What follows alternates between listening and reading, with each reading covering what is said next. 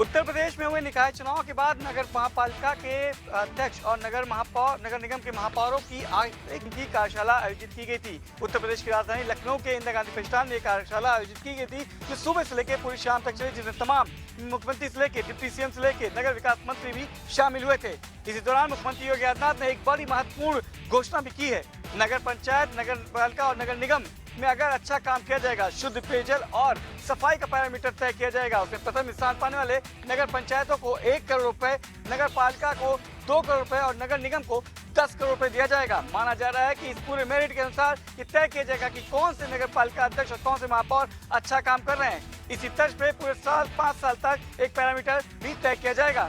माना जा रहा है कि नगर विकास मंत्रालय की जो कोशिश है कि नगर पालिका और नगर निगम के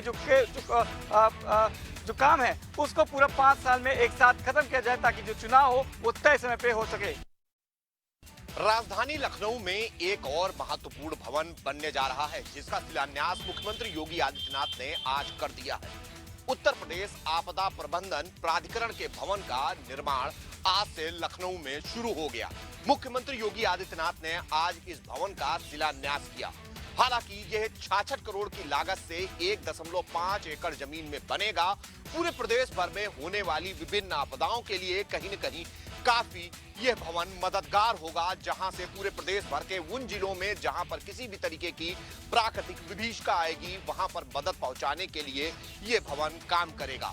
हालांकि मुख्यमंत्री योगी आदित्यनाथ ने इसके शिलान्यास के मौके पर एनडीआरएफ और एसडीआरएफ के कई जवानों और अधिकारियों को भी सम्मानित किया, जो कि उत्तर प्रदेश में किसी भी विभीषिका के समय बेहतर ढंग से लोगों तक मदद पहुंचाने के लिए जाने जाते थे।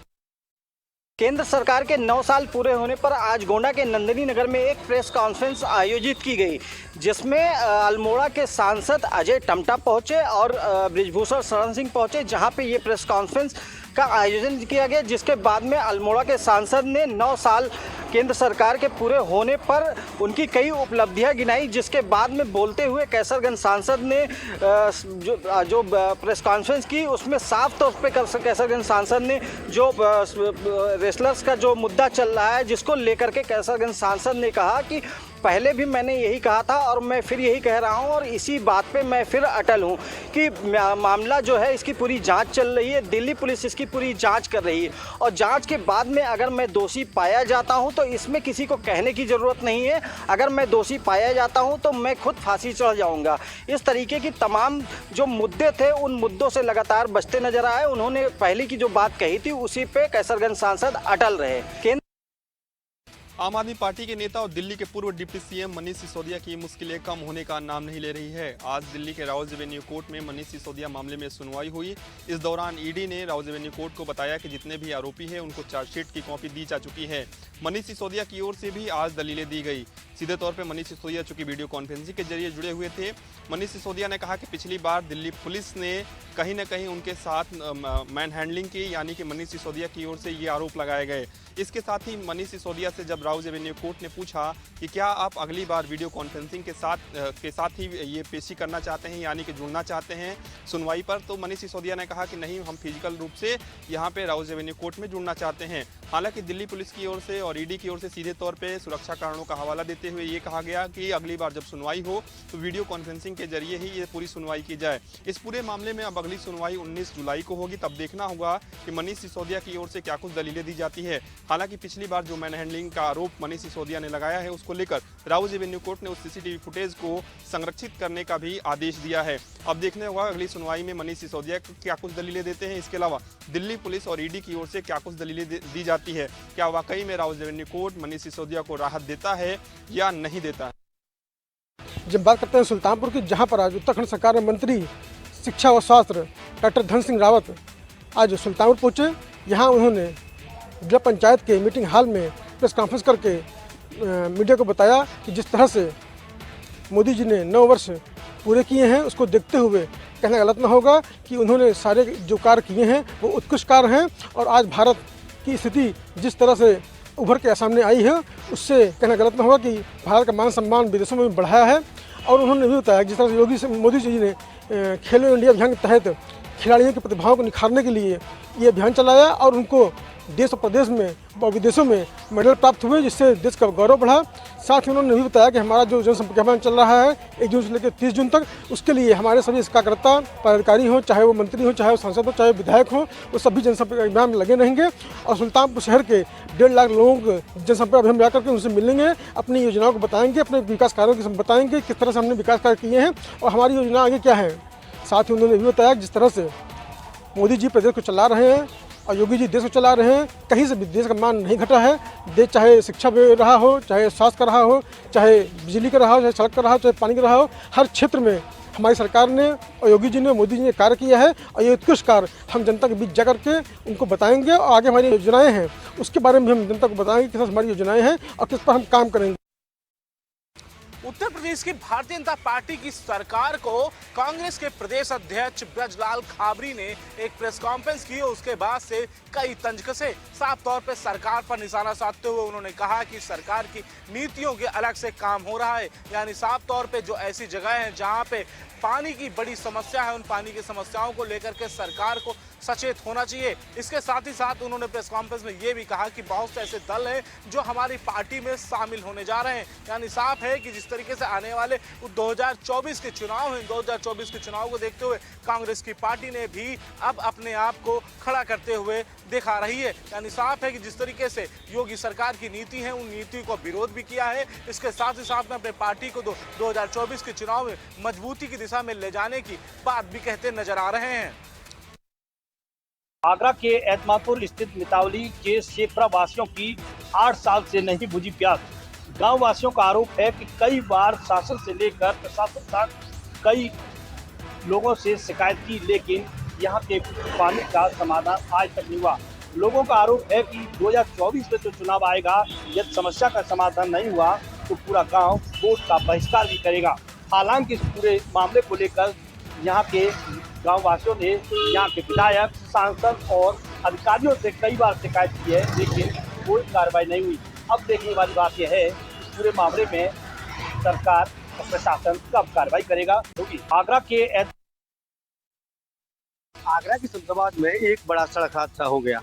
आपको बताते चले कि एक आशा कार्यकर्ती एक गर्भवती महिला को लेकर शमशाबाद CHC में चेकअप के लिए आई थी।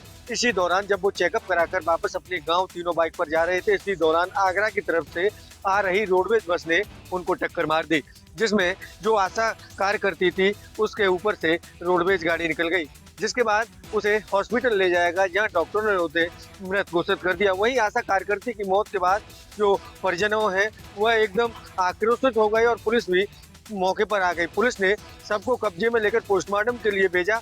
इसी दौरान जो आशा कार्यकर्ती जो मृतक थी उसके परिजनों ने बॉडी को पुलिस के कब्जे से लेकर और हंगामा करने लगे, रोड को जाम कर दिया। करीब 2 घंटे तक यह रोड पूरी तरह जाम रहा। तो वही सूचना पर ACP सहित जो राजस्व विभाग के जो टीम है वह भी मौके पर पहुंच गई। वहीं परिजनों की मांग थी कि उन्हें मुआवजा दिया जाए और एक सरकारी नौकरी भी दी जाए, लेकिन अधिकारियों के आने के बाद उन्होंने परिजनों को समझा बुझाकर करीब 2 घंटे की मशक्कत के बाद जाम को खुलवा दिया है और उन्हें आश्वासन दिया है कि उन्हें आर्थिक सहायता दी जाएगी। बाद में बड़े भाई ने छोटे भाई की चाकू मारकर हत्या कर दी। अचानक मौके पर छोटे भाई की पत्नी पहुंची और उसने शोर मचाया और साथ ही संबंधित थाने में हत्या की सूचना दी। हत्या की सूचना मिलते ही रावतपुर थाने की पुलिस मौके पर पहुंची और मामले की छानबीन शुरू कर दी है। छोटे भाई की पत्नी ने बयान दिया है कि मामूली विवाद को लेकर बड़े भाई से विवाद हो गया था और उसने छोटे भाई को जमकर पीटा और पास ही रखी चाकू से उसके पेट पे भोंक दिया, जिससे उसकी मौत हो गई। पुलिस ने पत्नी के बयान के आधार पर बड़े भाई को गिरफ्तार कर लिया है और उससे पूछताछ की जा रही है। आपको बताते चले ये पूरी घटना रावतपुर थाना क्षेत्र की है और जो छोटे भाई बड़े भाई को पिछले काफ़ी समय से पैसे को लेन देन को लेकर विवाद चल रहा था। विवाद इतना बढ़ गया कि देर रात दोनों में मारपीट हुई। मारपीट के बाद उसने चाकू घोंपकर छोटे भाई की हत्या कर दी। फिलहाल पुलिस ने हत्यारोपी को गिरफ्तार कर लिया है और आलक तक भी बरामद कर दिया है। जनपद की बागपत कोतवाली पुलिस को एक बड़ी सफलता हाथ लगी है, जहां उन्होंने आज एक तमंचा बनाने वाली फैक्ट्री का भंडाफोड़ किया है। मैं आपको बताना चाहूंगा कि बागपत कोतवाली पुलिस को एक बड़ी सफलता हाथ लगी है। कोतवाली क्षेत्र महनवा के अंदर उन्होंने एक शस्त्र बनाने वाली फैक्ट्री को पकड़ा है, जहां से एक तस्कर को भी गिरफ्तार किया गया। अध बने तमंचे और फैक्ट्री का सामान भी पकड़ा गया है, जहां पर बागपत एसपी अर्पित विजयवर्गीय ने पूरे खुलासे के बारे में बताया है।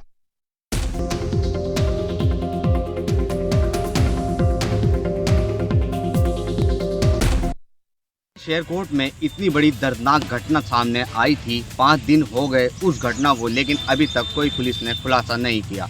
जी हां, आपको बताता चलूं, शादी समारोह में 2 नाबालिग बच्ची जो 6 से 7 साल की बच्ची थी, वो शादी समारोह में आई हुई थी। रात को लगभग 12 बजे के बाद वो डीजे के दौरान वो अचानक गायब हो गई और गायब होने के बाद सुबह पता चला कि उन बच्चों के साथ बलात्कार किया गया। इतनी घिनौनी घटना के बाद पुलिस जांच में लगी और आज उस घटना को 5 दिन हो गए हैं, लेकिन पुलिस के हाथ कोई सुराग नहीं लगा। प्राप्त जानकारी अनुसार सूत्रों के मुताबिक पता चला है 41 लोगों से पुलिस ने पूछताछ कर उन्हें छोड़ तो दिया, लेकिन अभी तक उन दरिंदों का पता नहीं चल पाया कि आखिरकार वे रेप करने वाले दरिंदे कौन थे। बड़ा सवाल ये है, जब से बिजनौर में नीरज कुमार जादौन आए हैं तो क्राइम तो पूरा कंट्रोल दिखाई दे रहा है, लेकिन इस घटना पर जितनी भी टीमें लगाई गई हैं उन टीमों को कहीं ना कहीं सफलता नहीं मिल रही है। अगर बात की जाए उन बच्चों की, तो फिलहाल उन बच्चों का इलाज मेरठ में चल रहा है और दोनों बच्ची नाबालिग व छोटे होने के कारण कहीं ना कहीं सबूत कम दिखाई दे रहे हैं। तेज गति से आ रही स्विफ्ट डिजायर कार अनियंत्रित होकर डिवाइडर से टकराई, 3 लोग हुए गंभीर रूप से घायल, 2 की हुई मौत। आपको बता दें, पूरा मामला झांसी के पंचवटी स्थित रेलवे क्रॉसिंग का है, जहां पर उन्नाव बालाजी की तरफ से झांसी की ओर आ रही स्विफ्ट डिजायर अचानक से अनियंत्रित हो गई, जिसके बाद वह डिवाइडर से टकरा गई, जिसमें 2 लोगों की मौत हो गई और 3 लोग गंभीर रूप से घायल हो गए, जिन्हें झांसी के मेडिकल कॉलेज भेजा गया है, जहां उनका इलाज चल रहा है। आपको बता दें कि ग्राम बूढ़ा से 5 लोग स्विफ्ट डिजायर में सवार होकर झांसी की तरफ आ रहे थे, जहां पर उनकी गाड़ी अचानक से अनियंत्रित होकर डिवाइडर से टकरा गई, जिसमें 2 लोगों की मौत हो गई और 3 लोग गंभीर रूप से घायल हो गए हैं। बहराइच के थाना हुजूरपुर क्षेत्र में सरयू नदी में मछली का शिकार कर रहे पिता पुत्र की डूबकर मौत हो जाने का मामला सामने आया है। हुजूरपुर थाना क्षेत्र के भाटीकुंडा धोबियन पूर्वा निवासी वारिस अली अपने बेटे के साथ मछली का शिकार करने सिलौटा घाट गए थे, जहां पर मछलियों के जाल में फंसने के बाद उनका बेटा मछली को निकालने के लिए जैसे ही नदी में उतरा, वैसे ही तेज बहाव में वो बहने लगा, जिसे बचाने के लिए पिता वारिस भी नदी में कूद गए, लेकिन वो अपने बेटे को तो नहीं बचा सके, परंतु वो भी नदी में डूब गए और तेज बहाव के चलते दोनों पिता पुत्र की डूबकर मौत हो गई। घटना की सूचना पर परिवार में कोहराम मच गया, परिजनों का रो रो कर बुरा हाल है। घटना की सूचना पर थाना हुजूरपुर पुलिस ने मौके पर पहुंचकर दोनों शवों को नदी से निकालकर पोस्टमार्टम के लिए भेज दिया है। प्रभारी निरीक्षक हुजूरपुर धीरेन्द्र प्रताप सिंह ने बताया कि घटना की सूचना पर औला घाट पहुंचकर दोनों शवों को निकालकर पोस्टमार्टम के लिए भेज दिया है और आगे की विधिक कार्रवाई की जा रही है। मथुरा जिलाधिकारी पुलकित खरे के सख्त तेवर के चलते राशन माफियाओं और जिला पूर्त विभाग में हड़कंप मच गया। मथुरा जिलाधिकारी पुलकित खरे को गुप्त सूचना मिली थी कि एक राशन माफिया के गोदाम पर काफी मात्रा में सरकारी राशन उपलब्ध है। उन्होंने तुरंत एक टीम को गठित किया और वहां पर जांच करने के लिए भेजा। जब एसडीएम मैडम वहां पर पहुंची और उन्होंने छापा मारा तो वहां पर सरकारी राशन के कट्टे मिले और उन पर कार्रवाई की गई है। उनके द्वारा दोनों राशन माफियाओं, एक सत्तार और एक सुहेल, इन दोनों पर मुकदमा भी पंजीकृत कराया गया है।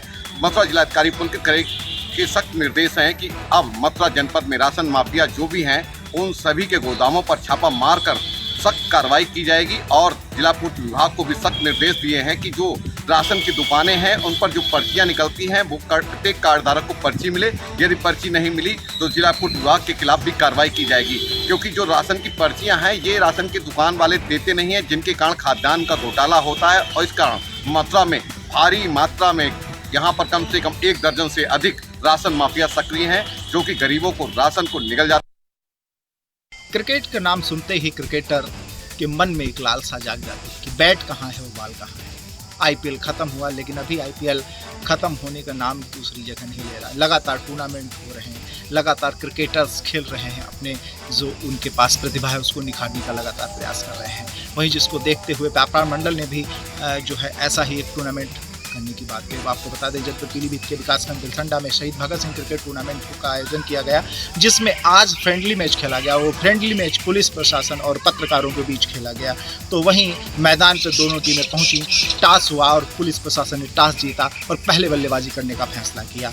20 ओवर के मैच में पुलिस प्रशासन ने 285 रन का स्कोर बनाया, जिसका पीछा पत्रकार को करना था। वहीं पुलिस प्रशासन की ओर से सौरभ सिंह ने 62 रन का सबसे अधिक रन बनाए और 20 ओवर में 285। वहीं जो पत्रकार 11 की टीम थी, जिसका नेतृत्व अनमोल शर्मा कर रहे थे, वो बेहतर प्रयास किया। शुरुआत में लगातार बेहतर रन बनाए, अच्छे रन बनाए। वहीं बब्बू सिंह ने 102 रन की पारी खेली, धमाकेदार पारी खेलने के बाद। लेकिन जो पत्रकारों की टीम थी वो 42 रन से हार गई। हालांकि इस हार का लगातार बेहतर प्रयास किया पत्रकारों ने, लेकिन उसके बाद भी 42 रन के स्कोर से पीछे रह गए और इस तरह पुलिस प्रशासन को जीत हासिल हुई।